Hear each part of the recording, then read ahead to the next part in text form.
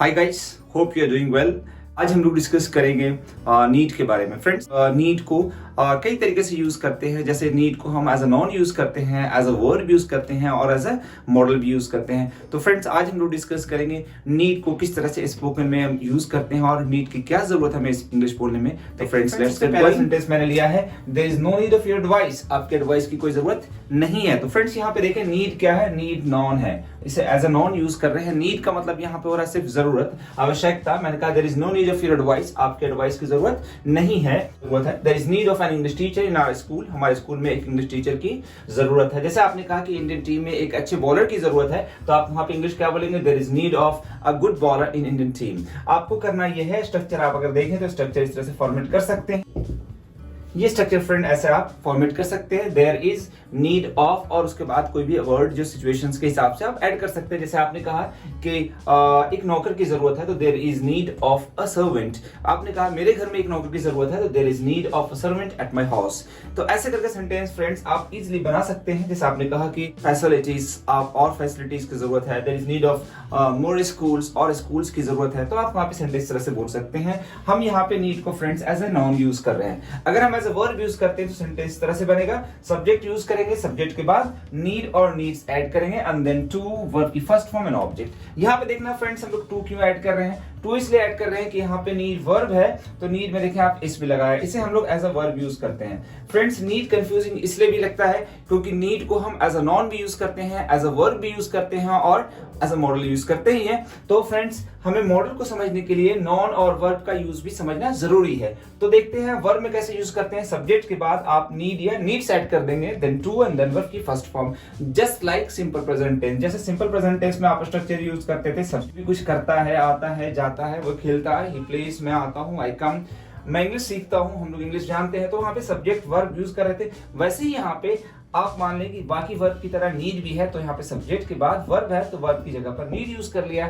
आगे दूसरे वर्ब की जरूरत पड़ रही है तो बीच में टू लगाना पड़ेगा, क्योंकि हमें पता है कि अगर एक वर्ब है और दूसरा वर्ब भी आगे आ रहा है तो बीच में टू को रखना पड़ता है, राइट। जैसे आपने कहा कि आपको वहां जाने की जरूरत है, आपको मेहनत करने की जरूरत है, तो इंग्लिश क्या बोलेंगे, you need to work hard. आपको मेहनत करने की जरूरत है। जैसे मुझे नीड की मीनिंग बताने की जरूरत नहीं है, I don't need to tell the meaning of need. मुझे नीड की मीनिंग बताने की जरूरत नहीं है। नीड का मतलब यहाँ पे क्या हो रहा है, जरूरत, सब्जेक्ट के साथ नीड यूज कर सकते हैं। जैसे मैंने कहा यहाँ पे he needs to work hard, उसे मेहनत करने की जरूरत है। जैसे सेंटेंस आपने बोला you need to improve your English, आपको इंग्लिश इंप्रूव करने की जरूरत है। You need to work hard, you need to practise more, आपको और प्रैक्टिस करने की जरूरत है। जैसे आपने कहा कि आपको वहां जाने की जरूरत है, आपको एक अच्छे डॉक्टर से कंसल्ट करने की जरूरत है, तो आप क्या बोलेंगे, you need to consult a good doctor. Negative करना फ्रेंड्स, तो यहाँ पे नेगेटिव के लिए हम लोग सब्जेक्ट के बाद डोंट और डज नॉट ऐड कर देंगे। सब्जेक्ट के बाद हम लोग को डोंट और डजंट ऐड कर देना है, उसके बाद नीड,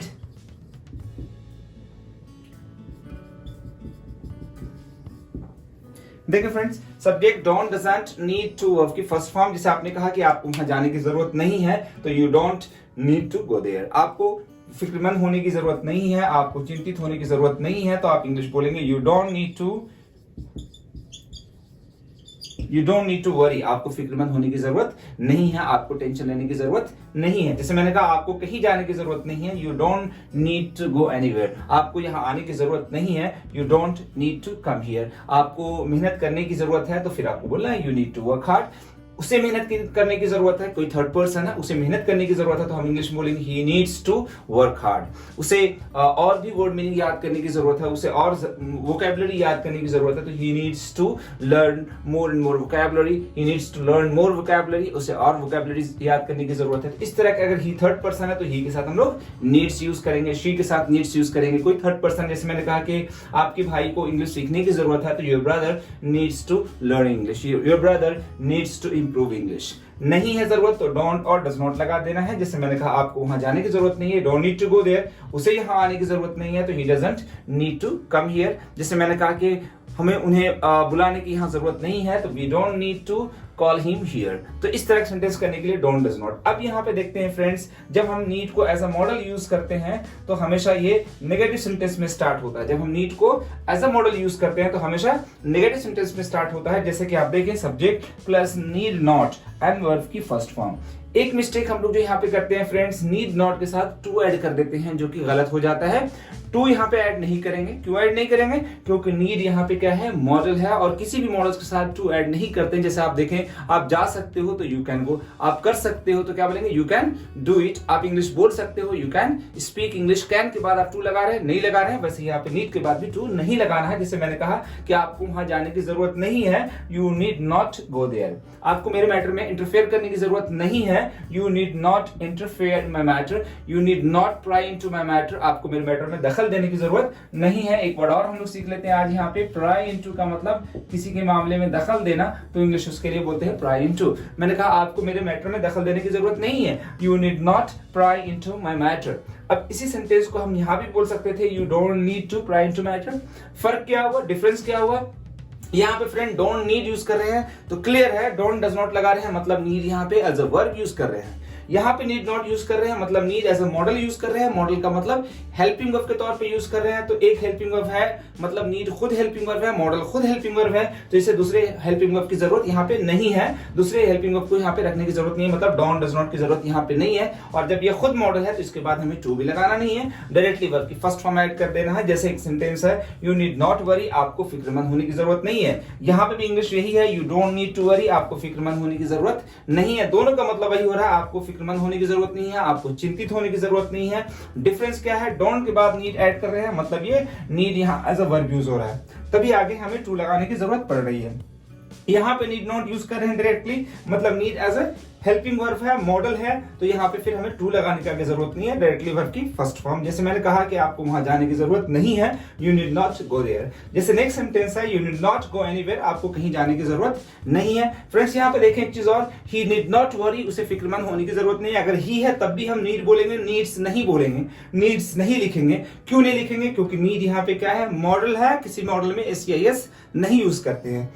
यहाँ पे नीड्स यूज करने की जरूरत है क्योंकि यहाँ पे नीड वर्ब है। तो इस तरीके से आप देख सकते हैं सेंटेंसेस नीड को हमने तीन तरीके से यूज किया, as a noun, as a verb and as a model. Noun में थोड़ा डिफरेंट तरीके से यूज करते हैं, वर्ब में थोड़ा डिफरेंट तरीके से यूज करते हैं, मॉडल में थोड़ा डिफरेंट तरीके से यूज करते हैं। जैसे मैंने कहा, there is need of your advice, आपके एडवाइस की जरूरत है। लेकिन मैंने कहा कि मुझे एडवाइस देने की जरूरत है, आपको एडवाइस लेने की जरूरत है, आपको मशवरा लेने की जरूरत है। तो फिर यहाँ पे सब्जेक्ट आ गया, तो आप कोशिश करें कि नहीं इस तरह से फॉर्मेट करें। सब्जेक्ट नहीं पता है तो फिर देर से काम चलाएं। जैसे मैंने कहा कि आपको मशवरा लेने की जरूरत है, you need to take advice, you need to consult a good doctor, आपको अच्छे डॉक्टर से मिलने की जरूरत है। जैसे मैंने कहा कि आपको एक टीचर हायर करने की जरूरत है, तो you need to hire a teacher, ठीक है। और अब मैंने कहा कि एक टीचर की जरूरत है, आप यहाँ पे किसको जरूरत है, सब्जेक्ट मेंशन नहीं कर रहे, तो there is need of a teacher in our school, और कहीं भी बोल सकते हैं। वैसे ही मैंने कहा कि आपको वहां जाने की जरूरत नहीं है, you don't need to go there. इसी चीज को हम यहाँ पे इस तरह से बोल सकते हैं, you need not go there, आपको वहां जाने की जरूरत नहीं है। तो फ्रेंड्स, नीड का पास्ट में कैसे यूज करते हैं नीड को एज अ मॉडल, वो हम लोग अगली वीडियो में डिस्कस करेंगे। तब तक के लिए टेक केयर एंड जय हिंद।